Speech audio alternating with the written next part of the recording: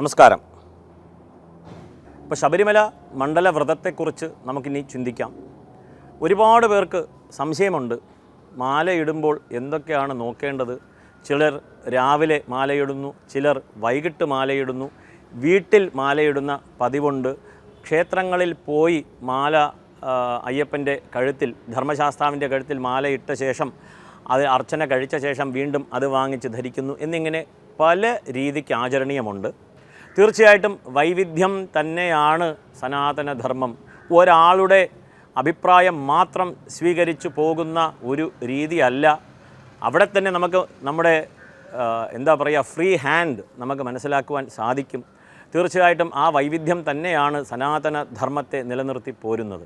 അപ്പോൾ ഇവിടെ പൊതുവെ മാലയിടുന്നതിനെക്കുറിച്ച് നമുക്ക് ചിന്തിക്കാം. ഈ മാല ആദ്യം എന്തിനു വേണ്ടിയിട്ടാണ് ധരിക്കുന്നത് എന്നുള്ളതാണ്. ഈ 41 ദിവസം വ്രതം ഇരിക്കുക, നമുക്ക് ആ വ്രതത്തിലേക്കുള്ള ഒരു ബോധം മനുഷ്യന് ആവശ്യമാണ്.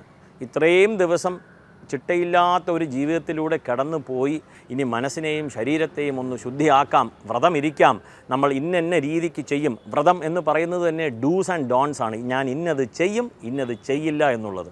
അതിലേക്കായിക്കൊണ്ട് നമുക്കൊരു മാല ആവശ്യമാണ്, എന്തെങ്കിലും ഒരു ഉപാധി ആവശ്യമാണ്. ഉപാധി എന്ന് പറയുമ്പോൾ ഈ മാല ധരിക്കുന്നു, മാല ഇടുമ്പോൾ നമ്മൾ എന്തെങ്കിലും ഒരു അവിവേകം കാണിക്കുവാനായിട്ട് മനസ്സിൽ സ്ഫുരണം വരുമ്പോൾ തന്നെ, വരാൻ പാടില്ല, വരുമ്പോൾ തന്നെ, നമ്മളെല്ലാം മനുഷ്യരാണ്, സാധാരണ ആൾക്കാരാണ്. അപ്പോൾ ഈ മനസ്സിനകത്ത് അവിവേകം, ഇന്ന ഒരു ദോഷപ്രവൃത്തിയെക്കുറിച്ച് ചിന്തിക്കുമ്പോൾ തന്നെ ഈ മാല കഴുത്തിലുള്ളത് കാരണം നമ്മൾ അതിലേക്ക് മുതിരില്ല. ഈ മാല ധരിക്കുമ്പോൾ എന്തൊക്കെ നമുക്ക് ശ്രദ്ധിക്കണം എന്നുള്ളതാണ്. ഇപ്പോൾ മണ്ഡലക്കാലം തുടങ്ങുന്ന ആദ്യ ദിവസം 1-ാം തീയതി മാലയിടുന്ന പതിവാണ്, ഒരു ആചരണീയമാണ്. ഏത് ദേശത്ത് യസ്മിൻ ദേശേ ആചാരഃ പാരമ്പര്യക്രമാഗതഃ, പരമ്പരകളാൽ അനുഷ്ഠിച്ചു പോരുന്നു. മാല എങ്ങനെ ധരിക്കണം എന്നുള്ളതിലേക്ക് നമുക്ക് ചിന്തിക്കാം. ഇപ്പോൾ നമുക്ക് ഏറ്റവും കൂടുതൽ പ്രായോഗികത ഉള്ളത്, കാരണം വീടുകളിലൊന്നും പൂജകളൊന്നുമില്ല, പ്രായോഗികമായിട്ട് നമുക്ക് ചിന്തിച്ചു കഴിഞ്ഞാൽ ക്ഷേത്രങ്ങളിൽ പോകുന്നു. ധർമ്മശാസ്താവിൻ്റെ ക്ഷേത്രത്തിൽ തലേ ദിവസം മാല തിരുമേനെടുത്ത് കൊടുക്കുന്നു, പുഷ്പാഞ്ജലി, അർച്ചന മുതലായവയ്ക്ക് നാം വഴിപാടായിട്ട് കൊടുക്കുന്നു, പേര് നക്ഷത്രം കൊടുക്കുന്നു. അദ്ദേഹം ധർമ്മശാസ്താവിൻ്റെ കഴുത്തിൽ മാല ഇട്ട ശേഷം അർച്ചനാദികളൊക്കെ ചെയ്ത് പാനകമൊക്കെ നേദിച്ച ശേഷം അദ്ദേഹം മാല നമുക്ക് പ്രസാദമായിട്ട് തരുന്നു. ഈ മാല ആചാര്യ മുഖേന ധരിക്കുക എന്നുള്ളതാണ് ഇവിടെ നാം സ്മരിക്കേണ്ടത്. നമുക്ക് ഗുരു ആവശ്യമാണ്, അല്ലെങ്കിൽ ഗുരുസ്വാമി ചിലപ്പോൾ സ്ഥലത്തുണ്ടാവണമെന്ന് നിർബന്ധമില്ല.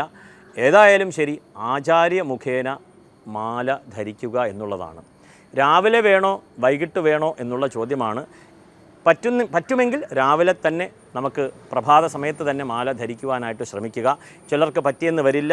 മണ്ഡലകാല വ്രതം രാവിലെ തന്നെ തുടങ്ങണം എന്ന് നിർബന്ധമില്ല, വൈകിട്ടും തുടങ്ങാം എന്നുള്ളതാണ്. ഏവരും അതിനെക്കുറിച്ച് ചിന്തിക്കണം. കാരണം രാവിലെ തുടങ്ങാൻ പറ്റില്ല, എന്നാൽ പിന്നെ ശബരിമലയ്ക്ക് പോകുന്ന ദിവസം രാവിലെ മാല ഇട്ടിട്ട് പോകാമെന്ന് കരുതുകയാണ്. അതിനെക്കുറിച്ച് നമുക്ക് വരുന്ന ദിവസങ്ങളിൽ നമുക്ക് നോക്കാം. സ്വാമിയേ ശരണമയ്യപ്പ.